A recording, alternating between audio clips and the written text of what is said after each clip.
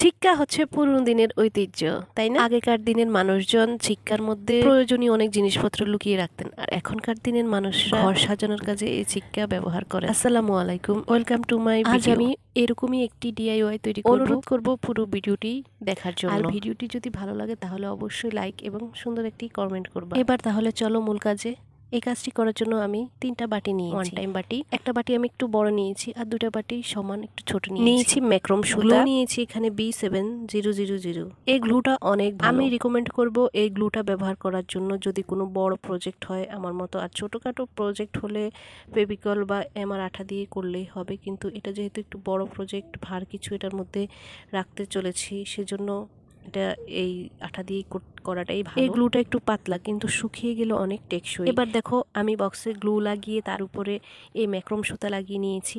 তারপর বাড়তি অংশটা কেচি দিয়ে এবার আবার আমি গ্লু লাগিয়ে নিচ্ছি। গ্লু লাগিয়ে এই ম্যাক্রোম সুতাটাকে আবারও লাগিয়ে নিচ্ছি। এবার আমি আর কেচি দিয়ে কাটবো না। দেখো তোমরা আমি কিভাবে লাগাচ্ছি, একদম গ্লুটা লাগিয়ে হচ্ছে ম্যাক্রোম সুতা লাগিয়ে নিচ্ছি।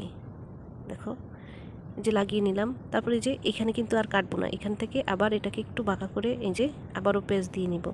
এভাবে করে আমি পুরো বাটিটাতে এই ম্যাক্রোম সুতা পেঁচিয়ে নেব। এই যে আমার একটি ম্যাক্রোম শেষ, এখন আমি আরেকটি ম্যাক্রোম এটার মাথায় যে এভাবে সুন্দর করে বসিয়ে লাগিয়ে আমি এটা আবার পুরোটা কমপ্লিট করে ফেলবো। এভাবে করে আমি পুরো বক্স কমপ্লিট করে ফেলবো এবং সাথে থাকা বাকি দুটো বক্সও কমপ্লিট করে ফেলবো। দেখো এভাবে আমি 3টা বক্সই কমপ্লিট করে ফেলেছি অফ ক্যামেরায়। এখনই বাটিগুলো দেখতে খুব সুন্দর লাগছে, তাই না বলো? আমি এখানে পুরনো একটি কাগজের উপরে বাটিটি রেখে দেখো এভাবে এঁকে নিচ্ছি গোল করে। তারপরে এটাকে কেটে নিয়েছি, বাড়তি অংশটা ফেলে দিয়ে এই যে এটা বাটির উপরে রেখে দেখলাম একদম সমান হয়েছে। এটাকে মাঝ বরাবর একটি ভাঁজ করে দিয়েছি। ভাঁজ করে দিয়ে আমি এটা বাটির উপরে রাখবো। বাটির উপরে রেখে দেখো কলম দিয়ে আমি এখানে চিহ্ন দিয়ে নিব বাটির দুই পাশে। সেম প্রসেসে আমি বাকি বাটিগুলোর মধ্যেও এভাবে চিহ্ন দিয়ে নিচ্ছি মাঝখান বরাবর। এখন এই চিহ্ন বরাবর আমি হচ্ছে দুই পাশে 2টা ফুটা করে নেব। এটা আমি তাতাইলের সাহায্যে ফুটা করে নিচ্ছি। তোমরা চাইলে যে কোনো কিছু দিয়ে ফুটা করতে পারো, চাইলে তার চুলার আগুনে গরম করে সেটা লাগিয়ে দিলেও এই বাটি ফুটো হয়ে যাবে। আমি এখানে প্লাস্টিকের একটি সার্কেল নিয়েছি, তোমরা চাইলে এটা কাঠেরও নিতে পারো। এবার নিয়েছি 2টা ম্যাক্রোম সুতা, একটি সুতার 2টি মাথা সমান করে ধরে মাঝখানটা বের করে নিয়ে এই যে সার্কেলের মধ্যে লাগিয়ে নিয়েছি। এইভাবে আমি দ্বিতীয় সুতাটিও লাগিয়ে নিয়েছি। এবার আমি সার্কেলটা বাটির মাঝখানে রেখে দুই পাশে যে 4টা ম্যাক্রোম সুতা আছে এগুলো আমি এই যে এই ফুটো দিয়ে ঢুকিয়ে নেব। এবার দেখো আমি এপাশ ওপাশ দুই পাশই এই ওয়ান টাইম বক্সের ভিতরে ঢুকিয়ে নিয়েছি। এবার আমি এখানে একটু মাপ দিয়ে নিচ্ছি, আমি এটার উপরে কতটুকু ফাঁকা রাখবো। তো আমি এখানে 10 ইঞ্চি উপরে ফাঁকা রাখবো, সেজন্য আমি 10 ইঞ্চি সুতা রেখে তার উপরে আমি একটি গিট্টু দিয়ে নিয়েছি। বাকি যে সুতোগুলো আছে সেগুলোকেও এভাবেই গিট্টু দিয়ে নেব। তো দেখো এই যে সবগুলো গিট্টু দেওয়া শেষ।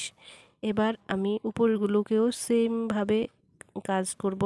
সেমভাবে আমি সুতোগুলো ঢুকিয়ে আমি কতটুকু ফাঁকা রাখবো সেই অনুযায়ী আমি গিট্টু দিয়ে নেব। গিট্টু দেওয়ার কারণ হচ্ছে এই গিট্টুতে এই বাটিগুলো আটকে থাকবে, নিচের দিকে পড়ে যাবে না, সেজন্য এই গিট্টু দিয়ে তারপর বাটির ভিতরে ঢুকিয়ে নিয়ে এবার উপরে যেই সুতাগুলো ছিল সবগুলোকে একসাথে ধরে বড় একটা গিট্টু দিয়ে নিয়েছি। গিট্টুটা দিয়ে আমি বাড়তি যে সুতা ছিল ওটা কেটে ফেলেছি।